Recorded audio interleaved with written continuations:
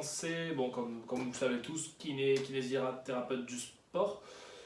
On va commencer par un problème dont beaucoup de patients souffrent, beaucoup de patients, beaucoup de coureurs, beaucoup de sportifs surtout. C'est la tendinite tendon d'Achille, d'accord? Vous verrez dans mes vidéos, je ne vais pas trop m'étaler sur tout ce qui est anatomie, physiologie, etc. Parce que le but de mes vidéos, c'est que ce ne sont pas des vidéos dédiées au personnel professionnel de la santé, mais plus à des gens qui sont pas du tout dans ce monde. Quand on leur parle de tendons, de ligaments, ils n'ont pas forcément les notions. Donc vous verrez, je serai toujours très évasif, surtout sur l'anatomie. Je ne veux pas me perdre et on va aller à l'essentiel. On va essayer d'aller à l'essentiel. S'il vous plaît, les kinés, les médecins, les ostéos, ne me tombez pas dessus. D'accord, je suis ouvert au débat et à ce qu'on me corrige forcément. Mais voilà, le but, c'est vraiment d'aider et de transmettre quelques infos importantes à mes patients et à tous les gens qui verront la vidéo. On va parler donc de la tendinite du tendon d'Achille. D'accord ? Premier débat, tendinite, maintenant on dit plus tendinite, on dirait plutôt tendinopathie, parce que tendinite, ça concerne tous les processus inflammatoires, et là on est plus dans la tendinopathie, donc il y a un processus inflammatoire tendinite, et dans un autre côté il y a un processus dégénératif, et là on parle plus de tendinose. Bref, pour que tout le monde le comprenne, c'est le mot qui a toujours été employé, et moi je vais continuer là-dessus, on va parler de la tendinite, d'accord ? Le tendon d'Achille, c'est le tendon le plus fort du corps humain, d'accord ? On parle de ce tendon, d'accord, qui relie, un tendon relie toujours un muscle à un os, d'accord ? Donc là, dans ce cas-là, il relie le triceps sural, d'accord ? Donc on parle des mollets, donc du jumeau interne, du jumeau externe et du solaire juste dessous. Ils viennent s'insérer au tendon qui lui vient s'insérer au calcanéum, d'accord ? Petit rappel anatomique, pas plus. Quelle est sa fonction ? Il est flexeur plantaire, d'accord ? Donc tous les mouvements de flexion plantaire, d'accord, passent à travers ce tendon. Donc il est très important. Tout ce qui est propulsion, d'accord ? Quand on se propulse vers le haut, d'accord, on se propulse grâce au mollet et grâce à ce tendon. On parle souvent de cette tendinopathie au niveau du tiers moyen, enfin du second tiers du tendon. En général, on n'a pas trop de douleur à l'insertion, d'accord ? C'est surtout au niveau du corps du tendon que c'est douloureux. Première question, les causes, d'accord ? On est souvent sur un problème d'hypermobilité de la cheville, d'accord ?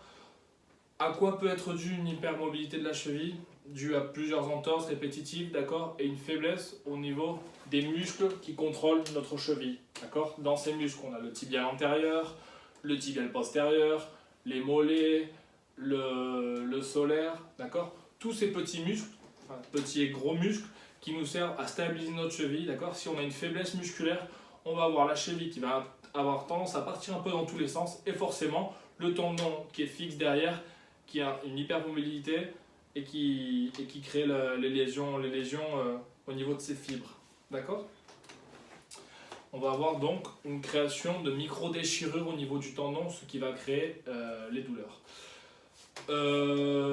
Ensuite, au niveau des causes, on peut avoir aussi beaucoup de mouvements répétitifs inhabituels. Moi, j'ai beaucoup de patients qui viennent en consultation qui me disent « Bon, bah alors moi, non, j'ai jamais fait de sport, mais là, bon, je suis parti chez Decathlon et j'ai commencé à courir sur du goudron. Moi, je me suis fait 10 km, ça allait, mais par contre, j'avais mal au talon. » Non, ça ne se passe pas comme ça, d'accord ? On va essayer d'aller crescendo, d'accord ? Si quelqu'un qui n'a jamais couru, il va commencer par courir 15 minutes. 15 minutes, 15 minutes, 15 minutes. Tous mes patients, tous ceux qui me regardent et qui me connaissent, ce que je suis en train de raconter, vous le savez parce que je vous le dis à chaque fois. On y va crescendo, d'accord ? On ne prépare pas un marathon en 3 semaines, on ne prépare pas un semi-marathon en 15 jours, d'accord ? Il faut toujours adapter la charge en fonction de son objectif. Ensuite, on peut avoir des problèmes au niveau du pied, d'une pronation excessive. Qu'est-ce qu'une pronation ? Alors, quand on pose le pied, en général, on a une position neutre. D'accord ? Je vais mettre plutôt comme ça pour que tout le monde le voit. Une pronation neutre, c'est quand on a le pied qui part un peu vers l'intérieur. D'accord ? Et une supination, c'est vers l'extérieur. En général, une pronation trop accentuée peut mener à des tensions au niveau du tendon d'Achille derrière. D'accord? Je vous l'ai dit, faiblesse musculaire, d'accord, qui empêche de stabiliser vos chevilles. Vous verrez dans toutes mes vidéos, je vais souvent parler de faiblesse musculaire, d'accord. La base de toutes nos articulations, c'est une bonne stabilité grâce à une bonne qualité musculaire. On parlera du travail concentrique et travail excentrique, on ne va pas en parler aujourd'hui, c'est un peu long. Ensuite, on peut avoir une rigidité musculaire, d'accord. Très important, les étirements. Je ferai une vidéo sur les étirements. Les étirements, très important d'étirer avant et après, mais pas n'importe comment. Je ne vais pas expliquer pourquoi, juste avant l'activité physique, on s'étire en dynamique et après l'activité physique, on s'étire en statique. Mais on s'étire une demi-heure, 1 heure après l'effort. Pourquoi? Je vous l'explique dans une autre vidéo, c'est un peu long. Donc si on court, on sollicite notre triceps sural, donc nos mollets plus notre solaire, on revient toujours sur ces muscles ici, d'accord, derrière en partie postérieure du tibia, et qu'on ne s'étire pas, on va créer des rigidités, on va créer des contractures, d'accord. Donc il y a des techniques en kinésithérapie pour relâcher tout ça, le chaud, puncture sèche, massage, pistolet de massage, etc., la pressothérapie, etc., et les étirements, d'accord. Si on a une surcharge musculaire, si on a nos muscles qui sont constamment en tension, d'accord, forcément, on va créer une tension au niveau de mon tendon, d'accord. Moi, je l'ai testé avec des patients en faisant une technique de puncture sèche, c'est une petite technique d'acupuncture avec objectif de relâcher le muscle, de quitter les contractures. On voit directement que quand on fait sauter les contractures dans le mollet, le tendon automatiquement se relâche. Comment on voit ça? Avec la flexion dorsale. D'accord? Bref, je pars un peu dans la kiné pure et dure. Ensuite, très important, donc relâcher ses muscles, ok. La surface. La surface, je déconseille fortement de courir sur du goudron, d'accord. Pourquoi? Parce que l'impact est tellement répétitif et tellement puissant qu'au niveau du calcanéum, surtout les gens qui courent talon, pointe, forcément au bout d'un moment le tendon il a du mal à encaisser et pareil, il devient symptomatique, il devient douloureux. On va essayer toujours de courir sur des surfaces un peu plus souples, d'accord, type le gravier, type sur Valence, les gens qui habitent ici, courir dans le Touria, surface un peu sableuse, histoire d'amortir un peu. Très important, les chaussures, ok. Des fois, je vois des gens qui courent avec des chaussures qui ne sont pas du tout adaptées, d'accord. On court avec des chaussures qui ont un peu d'amorti et on dépense ce qu'il faut dépenser, d'accord. Ça serait bête d'être motivé, comme ça m'est déjà arrivé, des gens très motivés qui arrivent au marathon, qui se baissent juste avant, d'accord, à cause d'une paire de chaussures qui a jamais été changée, trop abîmée. On essaye de rester toujours dans la même marque et dans le même modèle. Une fois que votre cheville et votre corps s'est adapté à un tendon, à une paire, c'est bien d'essayer de rester toujours dans ce domaine. Du coup, on va passer au traitement. Donc là, on a à peu près la situation anatomique, on a à peu près la cause, d'accord. En résumé, la cause, c'est on fait une activité pour laquelle le tendon n'est pas prêt et n'est pas adapté, d'accord.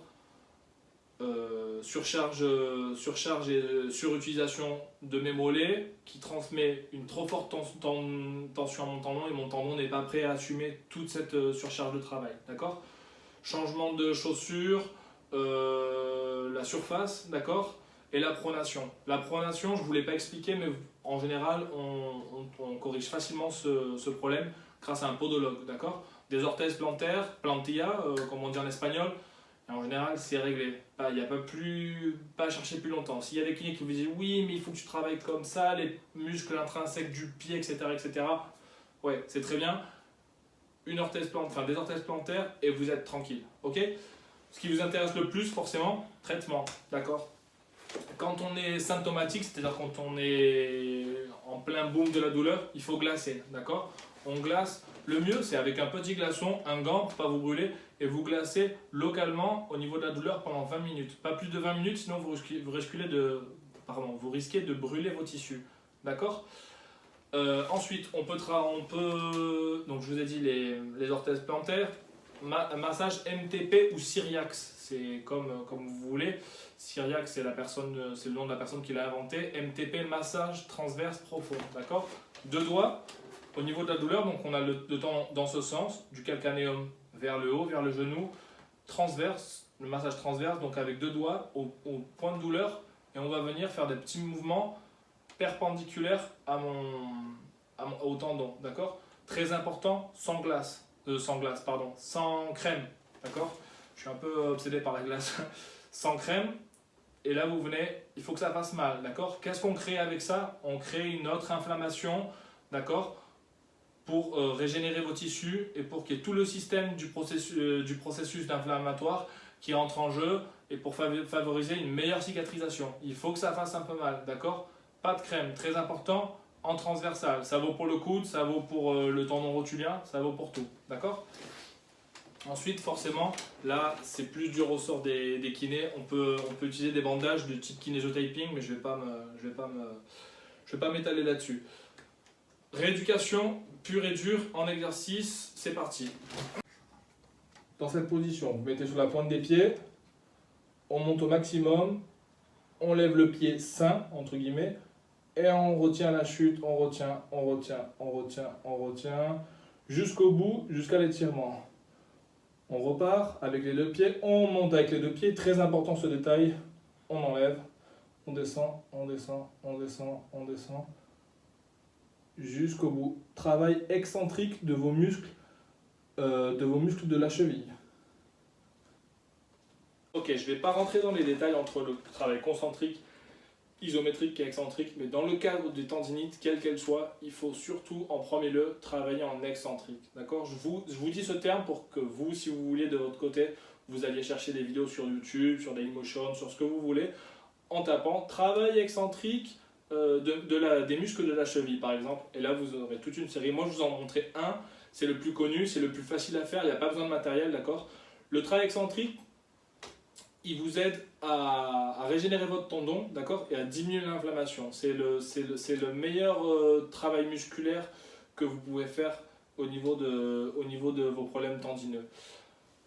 Ensuite, un autre exercice pour travailler les muscles, toujours pareil, de votre cheville, d'accord? Ici, vous venez dans toutes les positions, dans les trois axes, mobiliser votre cheville, d'accord? Ça, vous pouvez le faire une dizaine de fois, dans tous les axes. Si c'est trop facile pour vous, un élastique, d'accord? Vous mettez un élastique que vous passez autour de votre jambe, ici en tension, et pareil. Et vous allez venir travailler dans les trois plans. Et comme ça, on va venir travailler, comme je vous ai expliqué tout à l'heure, les muscles stabilisateurs de votre cheville. Comme ça, on aura une cheville bien plus stable, un arrière-pied bien plus stable et moins de mouvement au niveau de votre tendon. Donc du coup, votre fente de tendon aura beaucoup moins de tension et pourra se régénérer tranquillement sans continuer constamment à avoir cette activité inhabituelle sur votre cheville. Et dernièrement, on a parlé de relâcher par des techniques de kiné, mais si vous êtes tout seul, et c'est le but de mes vidéos, c'est de pouvoir vous auto-rééduquer, vous auto-traiter entre guillemets, d'accord? Facile, hein? Le massage, quand vous sentez les points de contracture, on appuie fort avec le pouce pendant quelques secondes au niveau de la contracture, puis après le plus simple, hein, ça vous l'avez, bon forcément, en ce moment avec le confinement, on ne peut pas aller forcément où on veut, si vous l'avez déjà tant mieux, c'est un rouleau que vous pouvez acheter chez Decathlon, mais sinon, une bouteille d'eau glacée au congèle, vous la sortez, et là vous venez ici, vous venez relâcher bien votre triceps sural, en rotation interne, en rotation externe, et dans l'axe, en neutre, d'accord? Là vous venez relâcher bien votre musculature, et comme ça on quitte de la tension au niveau de votre tendon. Petit résumé, les causes, nouveau matériel, surcharge, le tendon qui n'est pas habitué, le tendon qui n'est pas préparé à recevoir une charge aussi importante de travail, les chaussures, donc on l'a dit, le matériel, comment se traiter, glace, renforcement musculaire, travail excentrique de vos mollets et de votre triceps sural, bandage, orthèse plantaire, massage au niveau de vos mollets, massage transversal profond au niveau de votre tendon. D'accord? Au niveau du massage transversal, je ne vous l'ai pas dit tout à l'heure, vous le faites 10-15 secondes, 2-3 fois. Et après, vous glacez si ça vous a fait trop mal. D'accord? En ce qui concerne le nombre de répétitions pour vos exercices, en général, il y a une base qui est à peu près bonne pour tous les exercices. Vous allez faire entre 10 et 12 répétitions pour 3 séries. D'accord? Donc ça vaut pour les exercices excentriques avec une petite marche ou un step, d'accord, pour renforcer la musculature. Ça vaut aussi donc avec les exercices qu'on avait dit avec une bande élastique, d'accord, dans les 3 axes. Ça vaut pour beaucoup d'exercices. Surtout si durant tous ces exercices, vous répétez des schémas de douleur, d'accord, on stoppe l'exercice, d'accord, on baisse le nombre de répétitions et on reprend. Vous verrez dans mes exercices et dans la kiné en général, on travaille souvent dans le test et on s'adapte, test et on s'adapte, test et on s'adapte. Si je le fais 10 fois et que ça me fait mal, on va essayer de le faire 5 fois. Je le fais 5 fois, ça marche, on continue sur 5 fois. Comme pour la préparation dans un marathon, par exemple, on commence 15 minutes, 20 minutes, une demi-heure, 40 minutes, là ça va être pareil. On va petit à petit adapter le tendon à l'exercice, d'accord?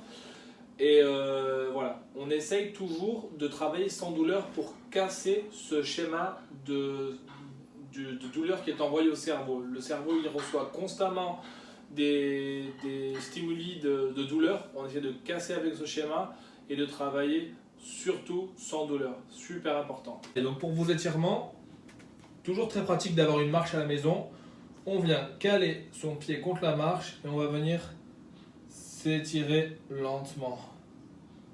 On maintient et on relâche. Pour les étirements, on essaiera toujours de travailler 10-12 secondes d'étirement. On maintient 10-12 secondes et on relâche. Très important de ne pas décoller le talon. Si on décolle le talon, on perd notre étirement. D'accord? Très important ici de venir gagner vers l'avant